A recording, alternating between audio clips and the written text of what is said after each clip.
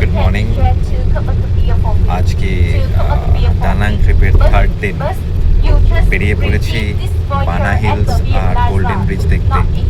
তো বাসে অলরেডি উঠে পড়েছি, অলরেডি অন দ্য ওয়ে। শুনছি বানা হিলসের দিকে নাকি একটু বৃষ্টি পড়ছে, গিয়ে দেখা যাক। তো রেইনকোটও নিয়ে নিয়েছি। আসুন আমার সাথে আপনারা বানা হিলস আর গোল্ডেন ব্রিজটা এনজয় করুন। Destination, you have a lot of time to take a photo. Okay, don't miss the main destination. Don't miss the main destination. বানা হিলসের সেই দিনটি আমাদের ট্যুর অপারেটর হোটেলের কাছ থেকেই আমাদেরকে পিক আপ করে। যেতে যেতে আমরা দেখতে পাই আকাশটি বেশ কালো ছিল, মানে বানা হিলসে ছিল সেদিন বৃষ্টির দিন। ট্যুর অপারেটরস আমাদের বুঝিয়ে দিচ্ছিল বানা হিলস পৌঁছানোর পর আমাদের বানা হিলসের কী সাইট সিন আমাদের দেখানো হবে।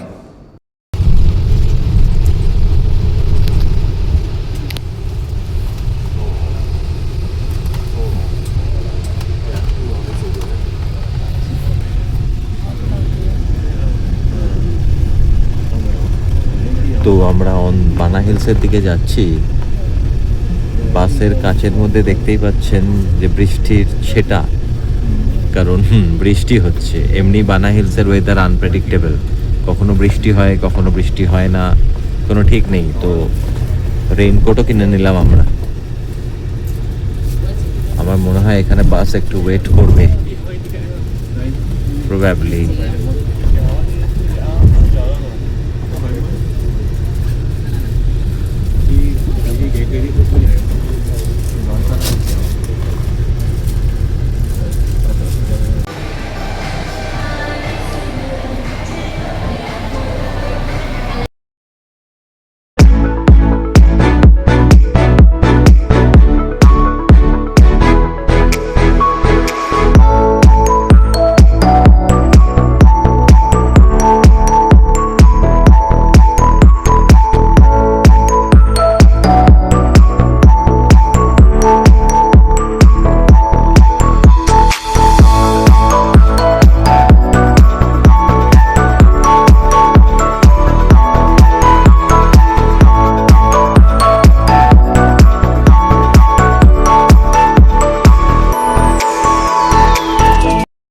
ভিয়েতনামের দানাং শহরের পশ্চিমে অবস্থিত বানা হিলসের ইতিহাস বেশ চমকপ্রদ। 1919 সালে ফরাসি উপনিবেশিকরা সমুদ্রপৃষ্ঠে থেকে প্রায় 1487 মিটার উঁচুতে এই পাহাড়ি এলাকাটিতে একটি রিসর্ট হিসেবে গড়ে তোলে। প্রথম ও দ্বিতীয় বিশ্বযুদ্ধ এবং পরবর্তী সংঘাতের কারণে 1940-এর দশকের দিকে ফরাসিরা এই এলাকাটি পুরোপুরি পরিত্যক্ত করে ফেলে। জঙ্গল ধীরে ধীরে পুরো রিসর্টটি গ্রাস করে নেয়। 2007 সালে ভিয়েতনামের সান গ্রুপ এই এলাকাটি পুনর্নির্মাণের কাজ শুরু করে এবং 2009 সালে একটি আধুনিক রিসর্ট হিসাবে এটি আবার চালু হয়। বর্তমানে এটি একটি অত্যন্ত জনপ্রিয় পর্যটন কেন্দ্র, যা সান ওয়ার্ল্ড বানা হিলস নামে পরিচিত। বর্তমানে এখানে অনেক আধুনিক রাইড, বাগান ও প্যাগোডা রয়েছে, যা দর্শনার্থীদের মুগ্ধ করে।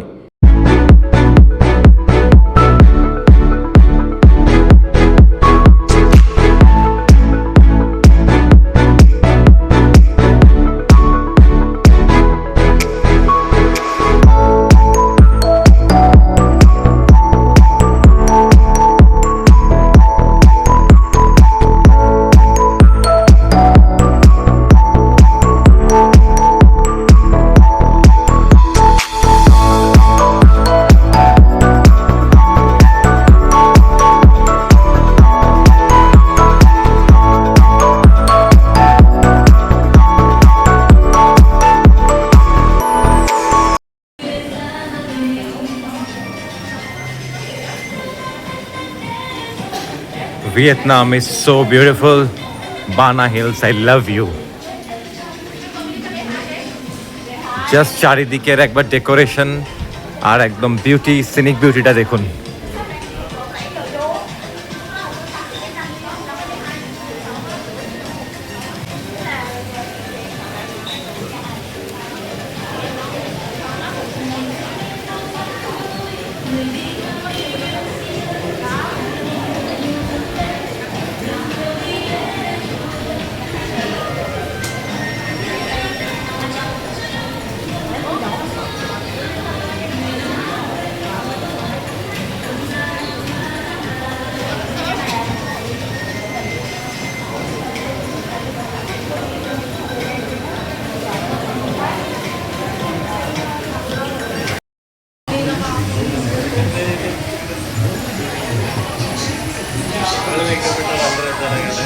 তো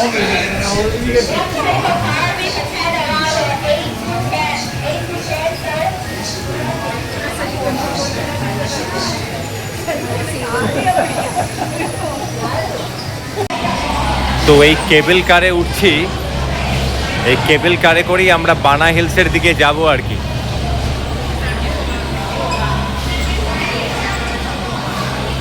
কত ভিড় দেখুন আজকে।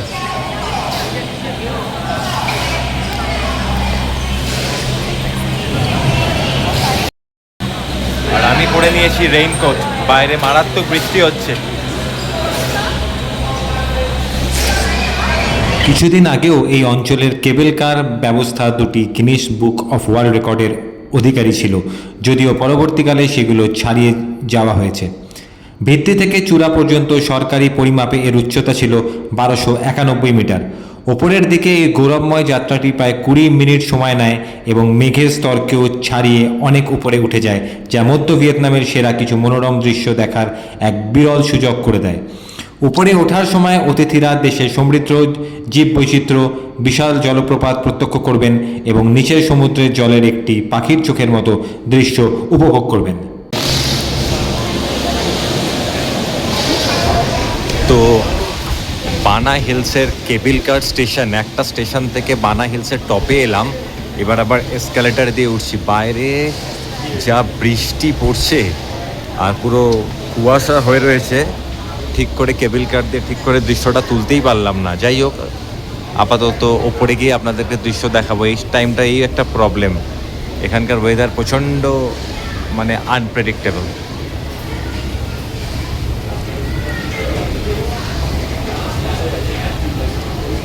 অনেক ওপরে হাইট।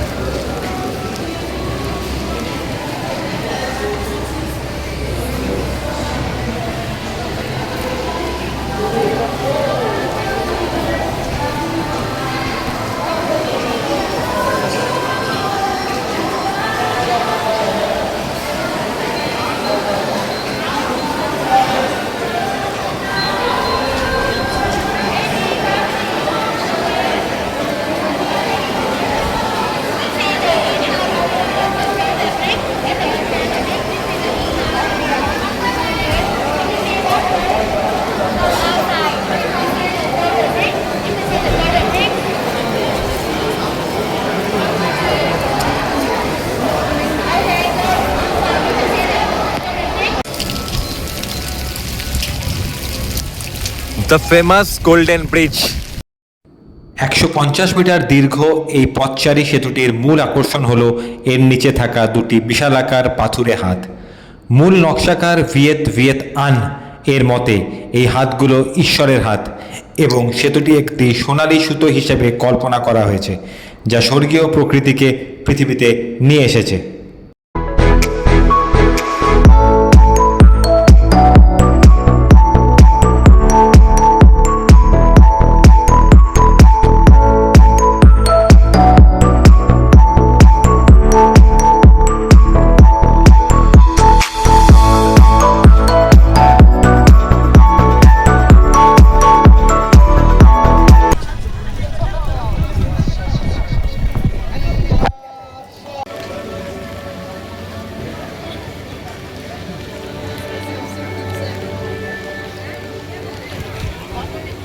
তো এখানে দেখুন টিউলিপ ফুলও ফুটে আছে, টিউলিপ গার্ডেন।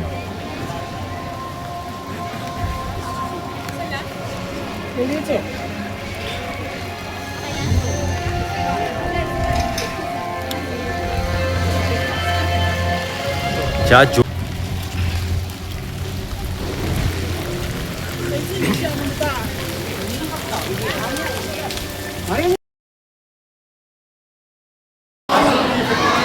তো আমরা এরপর গোল্ডেন ব্রিজের পর আমরা এবার এসকালেটরে করে আরেকটা সাইডে এলাম বানা হিলসের। তো এই দিকটাও আপনারা ডেফিনেটলি দেখেছেন গুগলে বহুবার।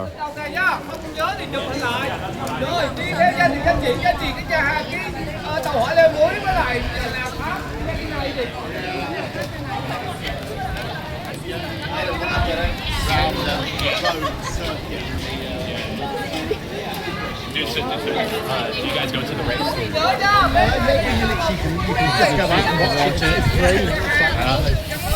এই জায়গাটার নাম হচ্ছে the sun kingdom. It's the only time the island gets busy. Yeah. One time. What? How many times they do that race? They do 2 weeks in late May, June, and then they do the Manx Grand Prix, which is like the older bikers.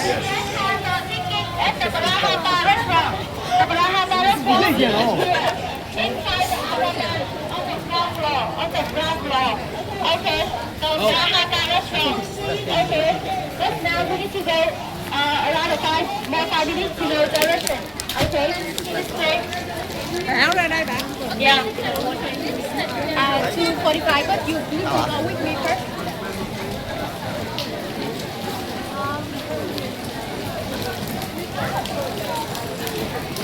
This is the Sun Kingdom. This is the Sun Kingdom. Yeah. The Sun Kingdom around. Yeah. So where we are going? We are going towards the restaurant. After that, but your ticket doesn't include. Okay. But we can buy tickets for Sun Kingdom. Yeah.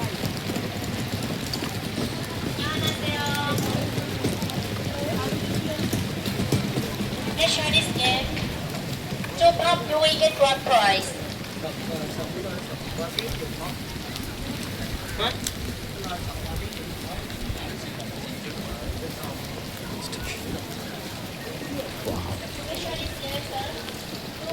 Why there is fog, man? Yeah.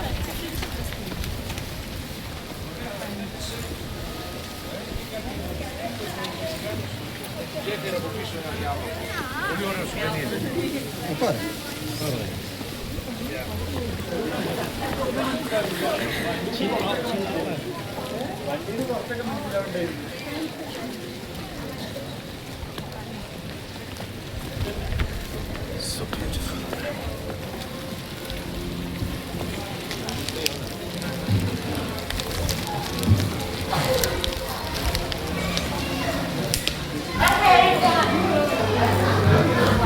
Every family,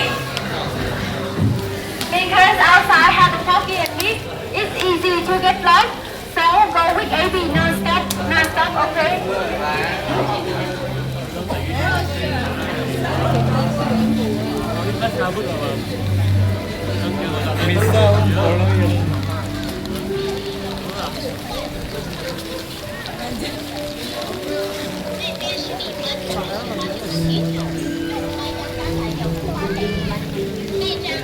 Okay, let me tell you about the Fantasy Park.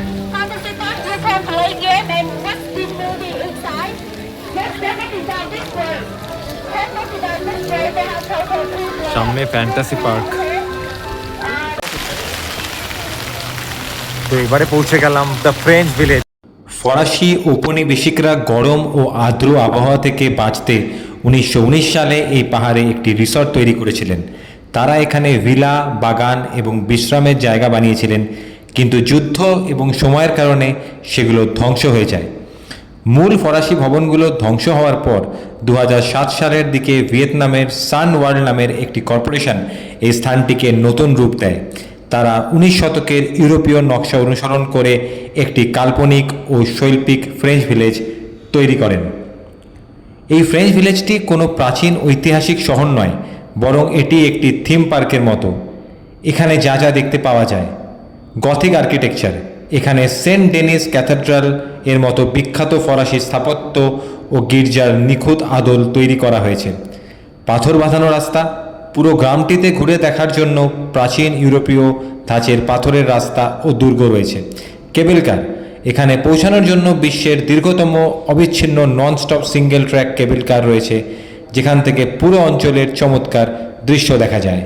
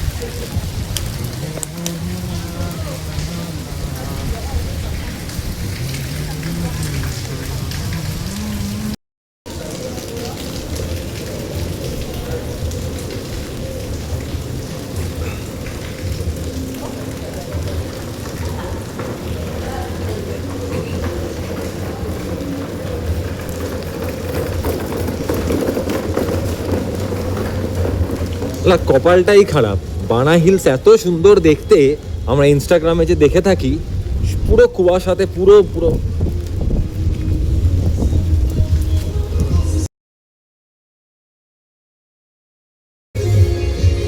এগুলো পুরো ইনস্টাগ্রামের area, এখান দিয়ে লোকেরা video করে, পুরো fog. এগুলো French architecture, French village.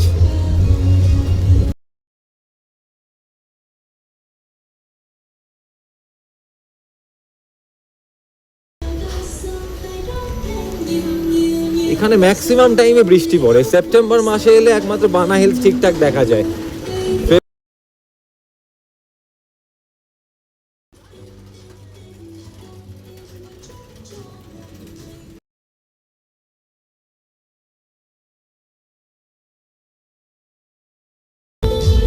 আপনারা আইডিয়া করতে পারছেন কি জায়গাটা কত সুন্দর, দেখুন পুরো ফগ।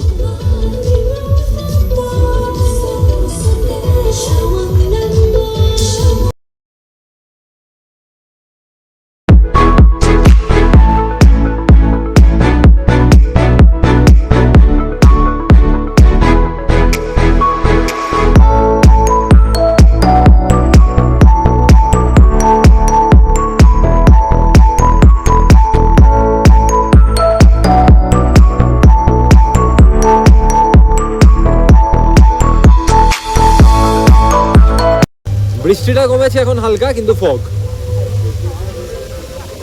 দেখি এখানে একটা ছবি তুলি।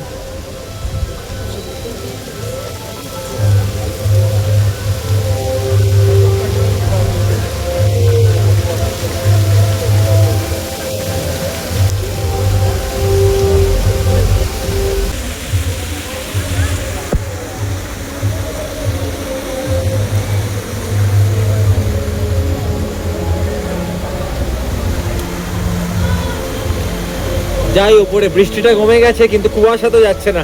এই কুয়াশা যেতে এখন 1 ঘন্টার উপরে লাগবে, যতক্ষণ না রোদ আসবে। আর যা ঠান্ডা, বাপরে বাপ, পুরো মনে হচ্ছে কাশ্মীরে এসেছি, যা ঠান্ডা না বাবা। বানা হিলস এলে অবশ্যই সোয়েটার ফোয়েটার নিয়ে আসবেন। এটা হচ্ছে বিয়ার হাউস, বুঝতেই পারছেন।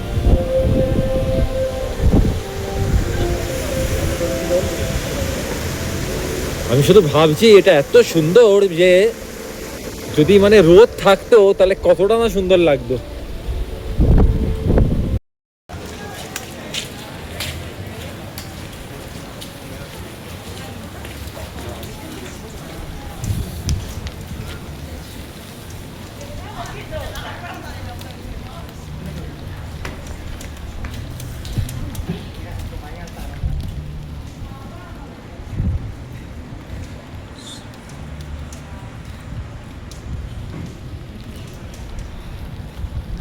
প্রচন্ড ফগ এখানে, ঠিক আছে। পিকচারগুলো ভালো করে না বুঝতে পারলে, ভিডিওগুলো ভালো করে না বুঝতে পারলে গালাগালি দেবেন, আগেই বলে দিচ্ছি। এত অবস্থা খারাপ, বাপ রে বাপ, কি বলবো। এখনো এই বানা হিলসের মধ্যে ফ্রেঞ্চ ভিলেজের ভেতরেই। এখন কিরকম ফগ আশা করি বুঝতেই পারছেন।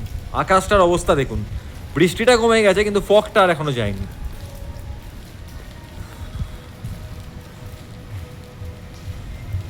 বাট আইডিয়া করতে পারছি যে কতটা সুন্দর দেখতে এই বানা হিলস।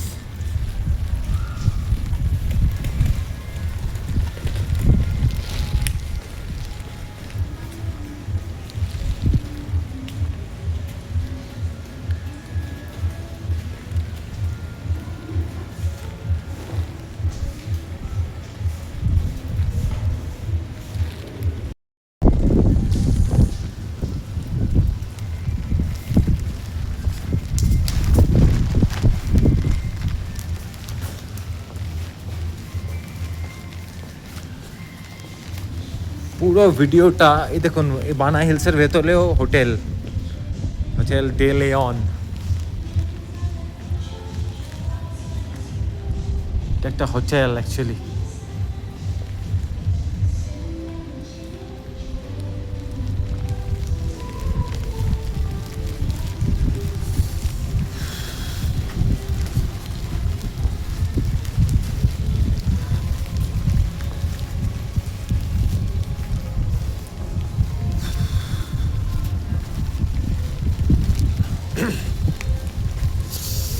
গেটটা দিয়ে বেরোই।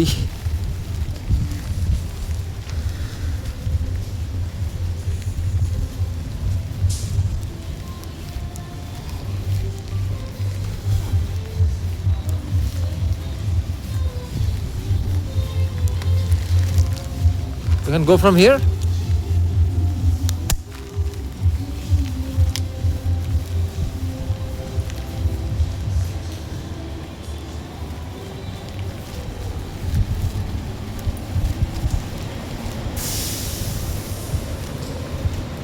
এটা একটা হোটেলের দিকে চলে এসেছিলাম, এদিক থেকে বেরোতে হবে।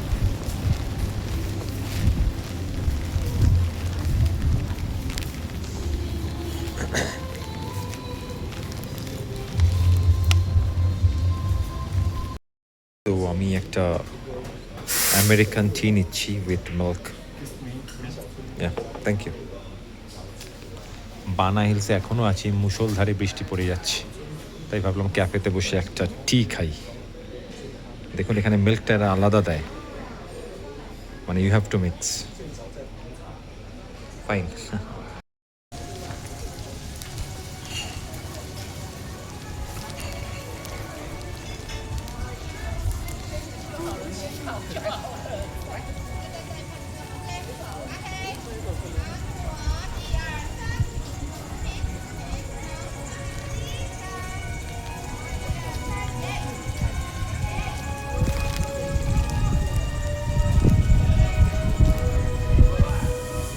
Goodbye, Da Nang. Goodbye, Bana Hills.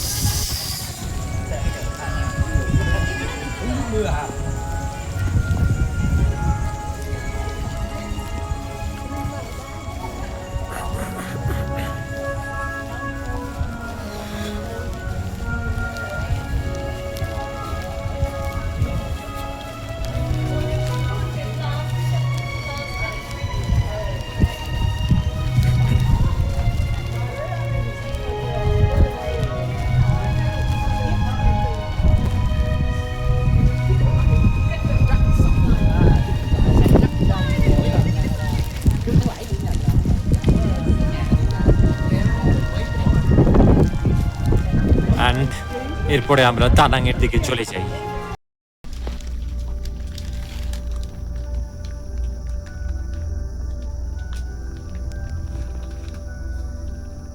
বৃষ্টি ভেজা বানা হিলসের ফ্রেঞ্চ ভিলেজ যে অপরিসীম সৌন্দর্য দু চোখ ভরে উপভোগ করে আমরা আবার কেবিল কারে করে ফিরে যাই কেবিল কার স্টেশনের উদ্দেশ্যে। ফেরার সময় কুয়াশাটা অনেকটাই কমে গেছিল আর বৃষ্টিটাও অনেকটাই থেমে গেছিল। ভিয়েতনামে দানাং একটা খুবই অদ্ভুত শহর। আবহাওয়া কখনো কখনো বৃষ্টি ভেজা, কখনো কখনো সোনালি রোদ। সেই দিনটি বানা হিলসে আমরা বৃষ্টি ভিজা বানা হিলসের সৌন্দর্যই উপভোগ করেছিলাম। মনে মনে নিজেকে কথা দিয়েছিলাম যে এরপরে আবার কোনো এক সময়, কোনো এক বছর আবার এই বানা হিলসে আমরা ফিরে আসব।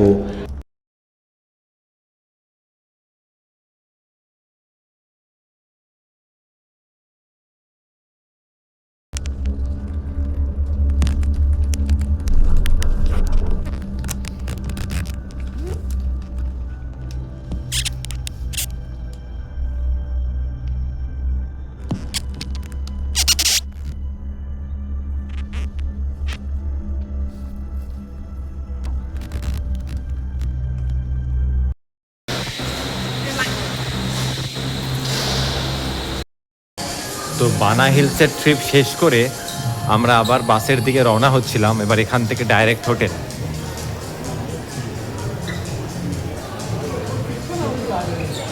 অনেকটাই ওপরে, কেবল কারে করে দেখলেন ভাই আপ ডাউন করতেই 20 মিনিট লাগলো।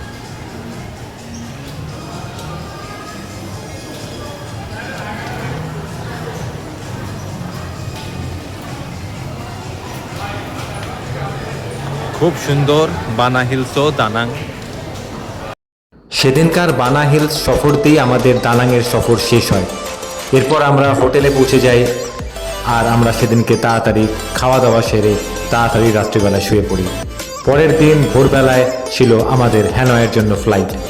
খুব ধন্যবাদ আপনাদেরকে ভিডিওর সাথে জুড়ে থাকার জন্য। খুব তাড়াতাড়ি পরের ভিডিওগুলো আপনাদের সামনে তুলে আনবো।